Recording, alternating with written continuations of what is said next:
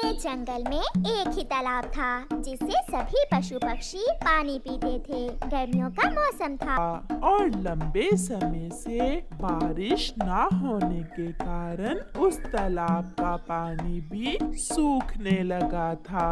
चिड़िया जब तालाब पे पानी पीने आती है तो तालाब में बहुत थोड़ा पानी देखकर कबूतर से कहती है, कबूतर भैया, इस तालाब में पानी अब बहुत थोड़ा रह गया है। अगर ये पानी भी सूख गया तो हम पक्षी पानी कहाँ से पिएंगे? हमें जल्द ये बात राजा को बताना होगी। राजा जी ही इस समस्या का कोई हल निकालेंगे। चिड़िया और कबूतर राजा जी के पास जाते हैं। मिठू तोता उस जंगल का राजा था जो अपने राज्य की बहुत अच्छे से सेवा करता और सबका ख्याल रखता। चिड़िया और कबूतर राजा जी के पास जाते हैं और चिड़िया राजा जी से कहती है, राजा जी, जंगल के तालाब में पानी की मात्रा बहुत थोड़ी रह गई है। अगर वो तालाब सूख गया तो हम सब मर जाएंगे। राजा जी, कोई उपाय बताएं जिससे हमारी जिंदगियां बच सकें।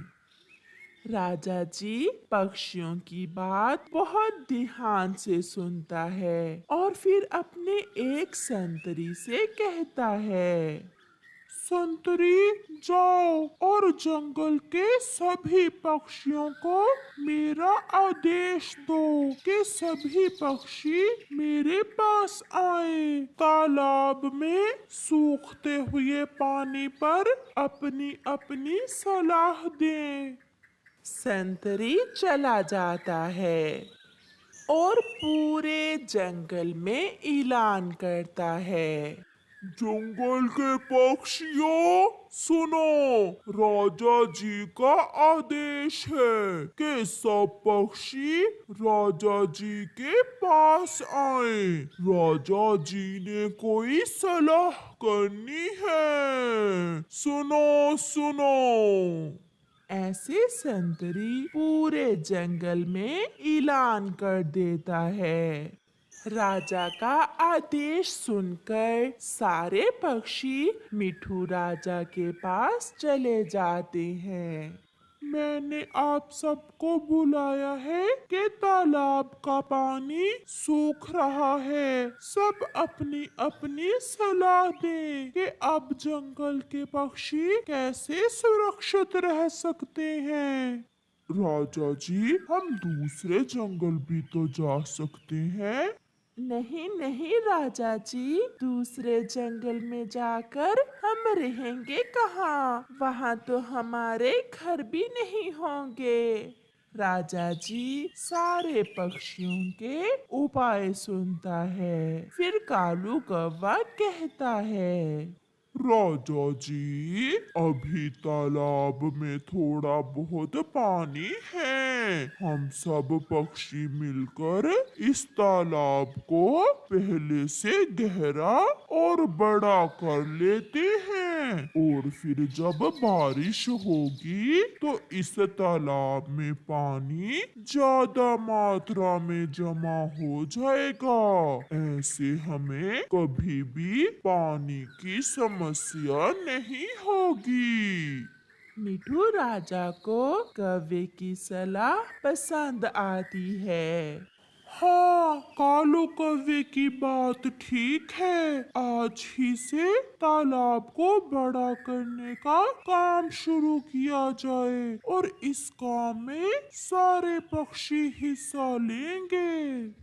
काम शुरू हो जाता है। जंगल के सारे पक्षी काम में हिस्सा लेते हैं। मिलजुल कर काम करने से जल्दी ही पक्षी उस तालाब को बड़ा और गहरा कर लेते हैं।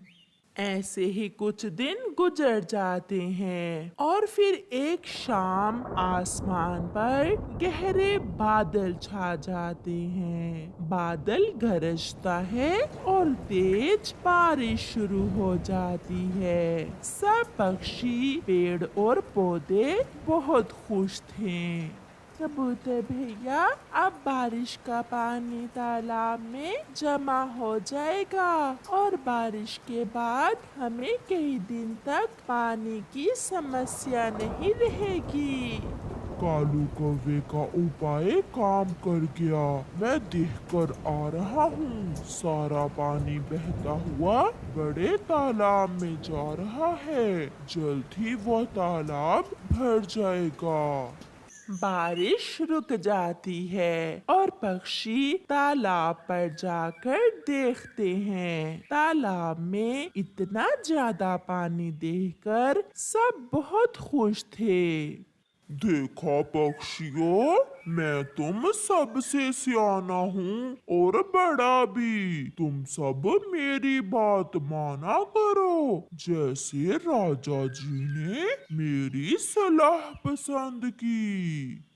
ऐसे ही कुछ दिन गुजर जाते हैं। गर्मी बढ़ गई थी। कालू कौवे की पत्नी गोरी कौवी जब पक्षियों को तालाब से पानी पीता हुआ देखती है तो अपने पति कालू कौवे से कहती है, कालू जी, सलाह हमारी और पानी पिए पक्षी फ्री में, ये कैसे हो सकता है? गोरी, क्यों न हम इस तालाब से पानी पीने के बदले पक्षियों से भोजन लेना शुरू कर दें। ऐसे हमें मुफ्त में भोजन मिलता रहेगा। गोरी तो यही चाहती थी। फिर गोरी और कालू तालाब पर जाकर बैठ जाते हैं। बुलबुल पानी पीने आती है। रुको रुको मोटी बुलबुल, इस तालाब से पानी पीने से पहले तुम्हें हमें भोजन देना होगा। मगर गोरी कवि, ये तालाब तो पूरे जंगल के पक्षियों का साझा है। चल चल भाग, ऐसे पानी नहीं मिलेगा। अगर पानी पीना है तो पहले हमारे लिए भोजन लेकर आओ। रोती हुई बुलबुल वहाँ से चली जाती है। चिड़िया भी पानी पीने आ जाती है। गोरी कौवी चिड़िया को भी तालाब से पानी पीने से मना कर देती है। गोरी, क्या बात है? आप किसी भी पक्षी को तालाब से पानी क्यों नहीं पीने देती हैं? तालाब को बड़ा करने की सलाह मेरी थी, इसलिए अब जो पक्षी तालाब से पानी पिएगा वो पहले हमें भोजन देगा। पक्षियों ने पानी तो पीना ही था, इसलिए जो भी पक्षी पानी पीने आता वो कौवे और कौवी के लिए भोजन लेकर आता। बुलबुल अंगूर लेकर आती, चिड़िया दाना। कबूतर भी जानता था कि उन कौवों से लड़ना ठीक नहीं, इसलिए कबूतर भी मीठा फल लेकर आता है। थोड़े से भोजन के बदले में पक्षियों को पानी मिल रहा था, इसलिए पक्षी भी कौवों से लड़ना नहीं चाहते थे। एक दिन मिट्ठू राजा अपने संतरियों से कहता है, संतरियों, मेरा भेष बदल दो। मैं जंगल में जाकर देखना चाहता हूँ कि पक्षी किस हाल में हैं। क्या पक्षी मेरे राजे से खुश भी हैं? फिर संतरी मिट्ठू राजा का भेष बदल देते हैं। मिट्ठू राजा अपना भेष बदलकर जंगल में निकल जाता है। बुलबुल बैठी हुई थी। मिठू राजा बुलबुल के पास जाता है। बुलबुल, कैसी हो? क्या तुम अपने जंगल के राजा से खुश हो? मैं खुश तो हूँ, मगर राजा जी क्या जाने हमें पानी के बदले क्या क्या करना पड़ता है। ये सुनकर मिठू राजा हैरान हो जाता है। मगर बुलबुल, जंगल में तालाब से पानी तो मुफ्त में मिलता है, फिर कैसी समस्या है? वहाँ तालाब पर बैठे हुए कौवे भोजन लिए बिना किसी को पानी नहीं पीने देते। तो ये बात है। वहाँ से मिठू राजा आगे बढ़ता है। सामने चिड़िया जा रही थी। मिठू चिड़िया को आवाज देता है। चिड़िया, चिड़िया, मेरी बात सुनो। चिड़िया पहचान ही नहीं पाती कि ये तो मिठू राजा है, क्योंकि राजा ने तो अपना भेष बदला हुआ था। मैं बहुत जल्दी में हूँ पक्षी, मुझे तालाब से पानी पीने के बदले में भोजन लेने जाना है, मेरे पास समय नहीं है। फिर मिठू राजा सीधा तालाब पर जाता है और जाकर तालाब से पानी पीने लगता है। रुको रुको गरीब पक्षी, इस तालाब से पानी मुफ्त में नहीं मिलता, पहले भोजन लेकर आओ अगर इस तालाब से पानी पीना है तो। मैं यही जानने के लिए आया था, दुष्ट कौवो, तुम्हें इसकी सजा जरूर मिलेगी। फिर मिठू राजा अपने संतरियों को बुला लेता है। अपने सामने मिठू राजा को देख कौवों की तो जान ही निकल जाती है। राजा जी, आप यहाँ कैसे? तुम्हारे जैसे दुष्ट कौवों को सजा जरूर मिलेगी। तालाब का पानी पीने के बदले भोजन लेते हो पक्षियों से। फिर मिठू राजा कौवों को पिंजरे में कैद कर देता है और कौवों को बुरे काम की सजा मिलती है। प्यारे दोस्तों, देखा आपने, बुरे काम का अंत हमेशा बुरा ही होता है। उस जंगल में बहुत शांति थी, मगर कुछ दिनों से अब सभी पक्षी बहुत परेशान थे, क्योंकि इंसानों ने उस जंगल के बीचों बीच पेड़ काटकर बिजली की तारें गुजार दी थीं। मम्मा, मम्मा, मैंने देखा है हमारे जंगल में कोई नई चीज आ गई है। मैंने पहले तो कभी ऐसी चीज अपने जंगल में नहीं देखी। कुकू, तुम भी ना बेटा हर रोज कोई नया ही सवाल करते हो। चलो तो जाकर मैं भी देखूं क्या नई चीज देख ली है आपने।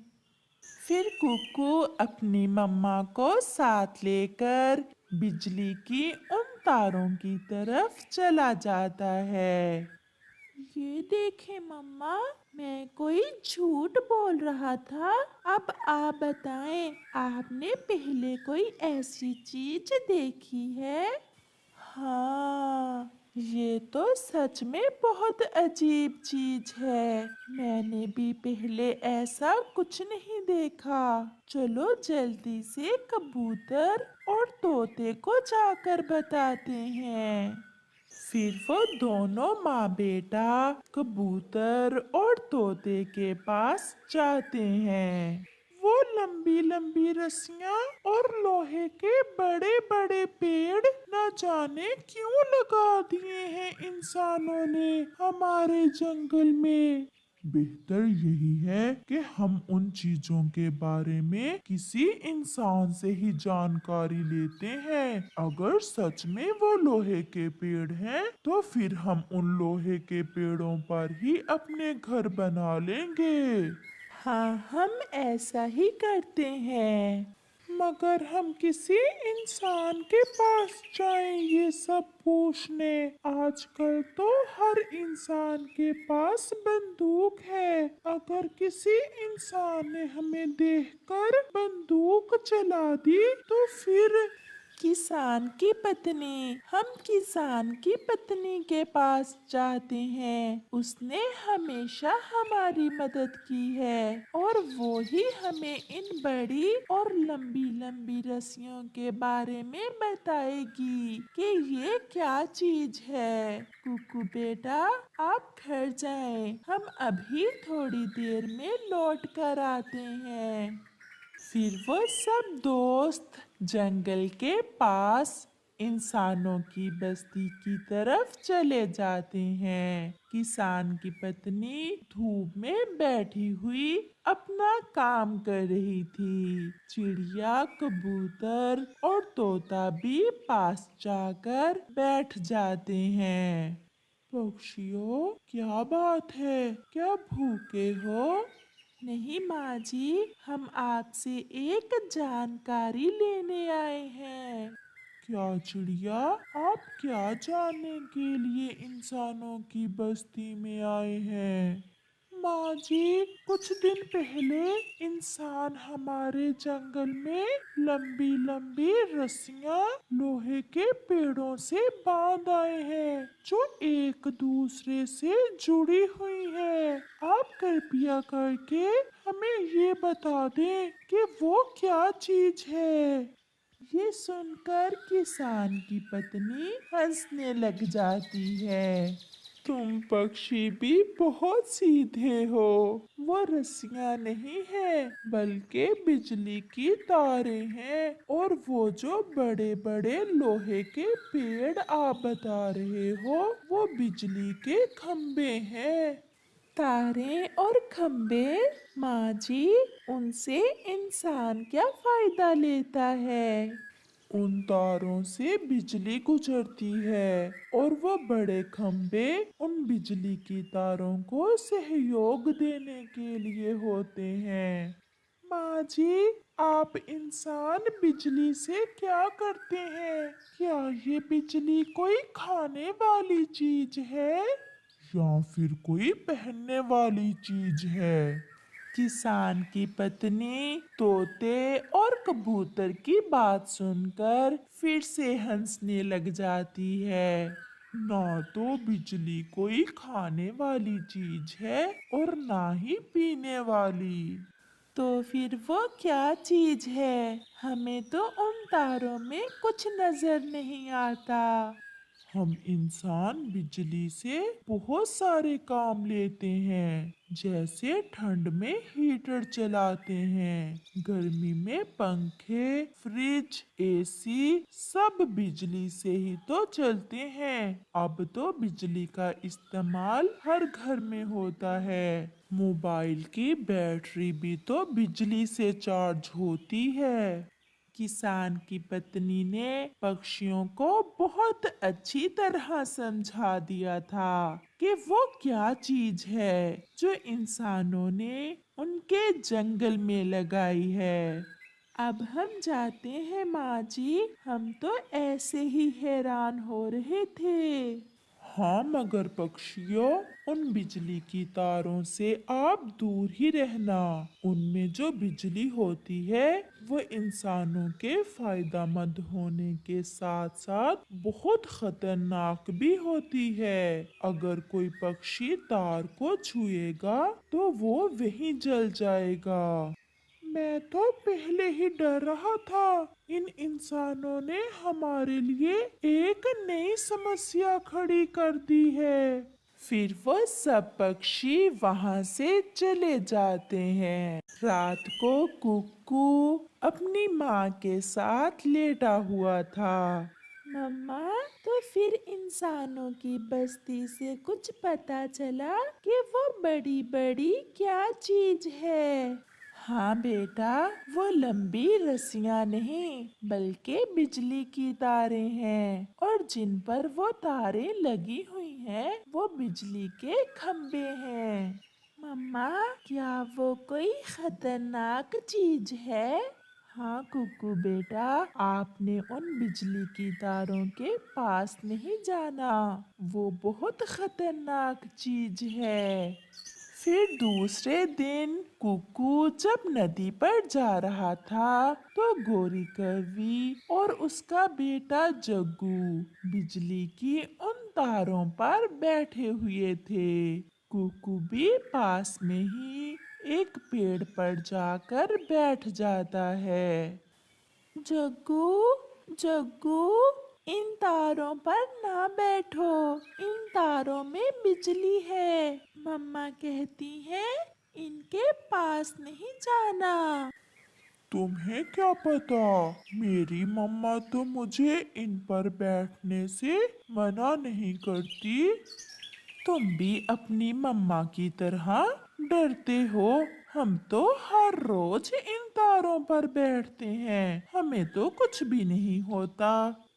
ये मैं नहीं जानता कि आपको कुछ क्यों नहीं होता। जो मम्मा ने मुझे बताया मैंने आपको बता दिया। फिर कुकू वहाँ से चला जाता है।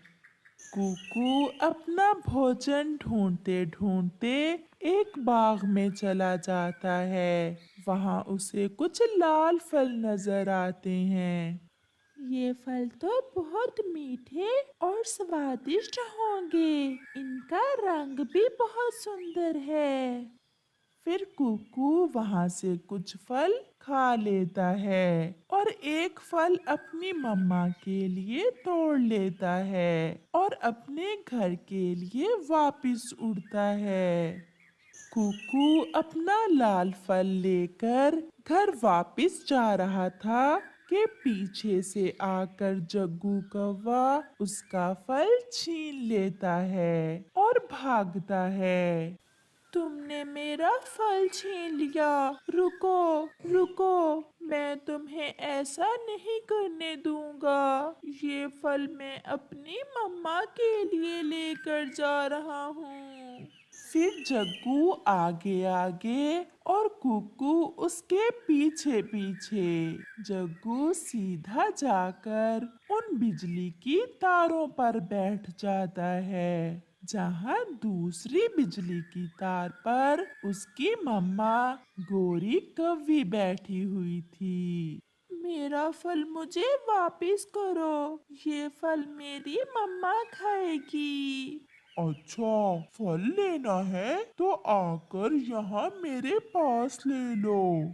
ये तो बिजली की तारों से बहुत डरता है, ये यहाँ कैसे आएगा? चलो जग्गू, हम माँ बेटा मिलकर ये मीठा फल खाते हैं।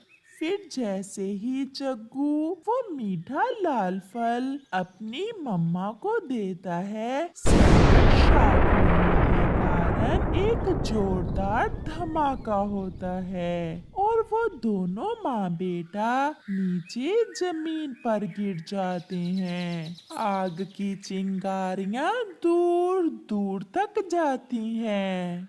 कुकू उन्हें पानी पिलाता है और वो मरते मरते बच जाते हैं और फिर कभी बिजली की तारों के पास ना जाने का वादा करते हैं। प्यारे दोस्तों, क्या आपने कभी किसी कौवे को बिजली की तारों के साथ ऐसे खेलते हुए देखा है? अगर देखा है तो कमेंट करके जरूर बताइए, हमें इंतजार रहेगा। और बिजली की तारों से दूर रहें।